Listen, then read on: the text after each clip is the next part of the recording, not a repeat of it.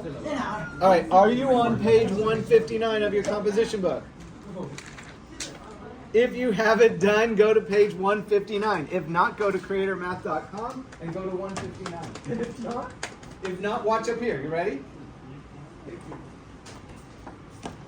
This is page 159. It's probability number 2. Now, for those of you in the room that haven't seen probability number 1, go back and watch it on video. However, I'm going to jump to 2 just for the moment. And I'll go back and re-explain that to you in a minute. But let's do this first. I think it'll work without it. This is called OR add. And I'll explain what that means in a minute. OR add is the name of this probability lesson. What is probability? Chance. Chance. What else? Theoretical. Okay, fine. What else? What's probability? Possibly. Maybe. So if you say, what's the probability where something's going to happen?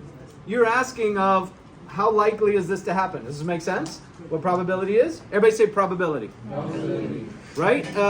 It's a percentage out of 1. If something has a probability of 1, it's also equal to 100%. If we say the probability is 100%, is the event going to happen? Yes. Right? It's 100% chance. Does that really exist in the real world? No. I mean, maybe, maybe not. I don't know. I don't know. Chances will die. Right? But remember pi that lives forever. Remember? Pi is proof of forever. So maybe we don't die. No, I don't know. I'm just you guys get to decide what you want to decide. Okay, so here's the question. You ready? If multiple probabilities can independently result in the same outcome, how can probabilities be combined? All right, that's pretty complicated. We're going to put it into to explain it, we're going to put it into the form of a rat maze. Okay, you've seen the mazes. They put a rat into it, and the maze runs through the maze. Oh, yeah, hamster. Oh, a hamster. Okay, so in this case, somehow we called it the rat maze. I don't know why we didn't call it the hamster maze. Rats Although, are better. yeah, rats are a little bit more intriguing in our mind because rats are very capable animals, right? We've seen things with rats. If you've watched any of those YouTube videos, New York. yeah, rats are quite capable creatures. Okay, are you looking up here at the rat maze? Yes. So this rat maze is simple. It starts here on the left. The rat starts here. How many options do they have right up front? 3. What's the probability of picking this one of the 3? 1%. Oh, 30%. Close. Keep going. 30.1. Are you trying to divide? Are you trying to do 33.3%? Like 1/3. Because if there's 1 and there's 3, the probability is 1 out of 3 of picking 1. Does this make sense? You okay with this? Everybody looking up here? Are you looking up here? Concentrate. If you've got 3 choices and the rat's going to pick 1, they can only pick 1 out of the 3, so the probability is 1/3. You okay with this? What's the probability of the rat going to Q or to P? Here. How many choices does the rat have? 50%. Yeah, 50% is one way to say it. How many choices do they have? 2. But they can only pick, 1. so it's 1 out of 2 is the probability right at that if there's 2 options. So if there's 3 options, it's 1 out of 3, 2 options, 1 out of 2, etc. Does this kind of make sense? Okay, now be careful with probability. It seems easy at first, but it gets a lot more complicated. Right? On my other video you can watch, I said that in engineering school, I walked into statistics. Oh, by the way, I've taken statistics in my engineering degree, my business degree, and my education degree. So statistics is one of those universally applicable maths. It really does work for everything. You're going to be working with data no matter what profession you go into, probably. Is this okay? So that's why we cover statistics in geometry class, just to cover that question. You're going to ask me, why are we on statistics in geometry class? That's why. Okay? Okay, so back to the rat maze. You ready? The rat, we're going to assume the rat's actions are random. Are rats' actions really random? Yes. No. Let's suppose they have some skills and they can say smell where the food is. Are they randomly going down a trail? Probably not. They're probably seeking, whatever their skills are, their smell or whatever, right? So in this case though, you're going to assume this one, for our purposes of learning statistics, that they're making random choices. Are you talking about rats? Yeah. Go, Blue. There's 2 million rats in New York. Wow. Somehow I think that number might be low. 2 billion? I think 2 million might be low. 200,000 Katrina. Yeah, I don't know.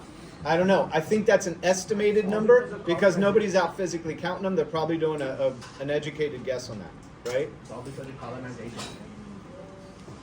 Potentially they came over on ships. Is that what you're going for? Yes. Yes, somehow rats love ships and ships can be full of rats. Yeah. Nice. Rat. There's a lot to learn about rats.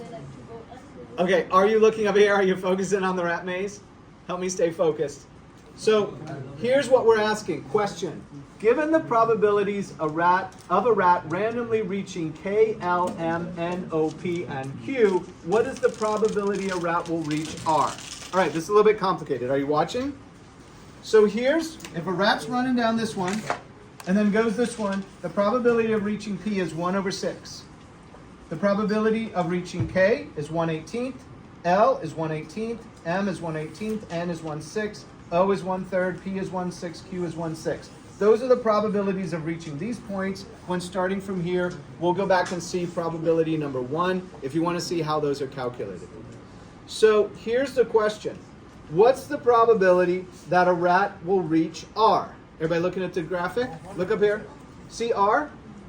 R can be reached by reaching P, or O, or N, or M. These 4 can be reached, right? If you're down here at K, L, and Q, you won't reach R. You'll be out here at S. Do you understand the graphic? And when I tried to draw this and you tried to draw it in your notes, it's actually quite challenging. I had a hard time drawing it again. You okay with this? Yes. Okay, so hence the question, if multiple probabilities can independently result in the same outcome. So if the rat runs down here to P, they get to R. That's an independent happening separately from if the rat runs down at O and ends up at R. Fair enough? Yes. Okay, so here are the options. The rat can reach M right here, or the rat can reach N right here, or the rat can reach O right here, or P. Any of those 4 independent outcomes will get the rat to R. Make sense? Pretend that R is the food or cheese. They can go any of those 4 routes to reach R. Does this make sense so far? You okay? Give me some feedback. Does this make sense? Yes, you see the rat can go those 4 different trails to get to this one outcome. Okay, good. Because we're using OR, the rule is OR add, hence the name of the lesson for probability 2, OR add. We're going to add the probabilities of each to come up with a combined probability of reaching R. So we have 1/18 would be M, 1/6 is N, 1/3 is O, and 1/6 is P. We're going to add all those probabilities. If you're adding fractions, what must be true about their denominators? They got to be the same. Remember common denominators? Finding a common denominator? I hope. Give me some nods if you remember finding common denominators. That was like 4th grade. Yeah, right? And it was probably torture, but you were probably good at math back then, right? Okay. Well, I'm going to use 18 because it's the largest. So 18 will be the common denominator. 6 goes into 18 3 times, multiplied by the numerator. 3 goes into 18 6 times, multiplied by the numerator. 6 goes into 18 3 times, multiplied by the numerator. Now we can add up the numerators. 6 plus 3 is 9, plus 3 is 12, plus 1 is 13. So the probability of reaching R through any one of those 4 is 13 over 18. 13/18 will be the probability of reaching that. Does this make sense? If it's an OR situation, we add up the probabilities. So here's just another one. What's the probability of reaching S? Notice that S is out here on the graphic. So I can reach S if I'm the rat by going K, L, or Q. So I'm going to add up 1/18, 1/18, and 1/6. 1/18, 1/18, and 1/6. Find a common denominator. That'll be 3/18 for 1/6. 3, 4, 5/18 is my probability. Just sign in and take the path, man. Does this make sense? Okay. Melanie, stop that.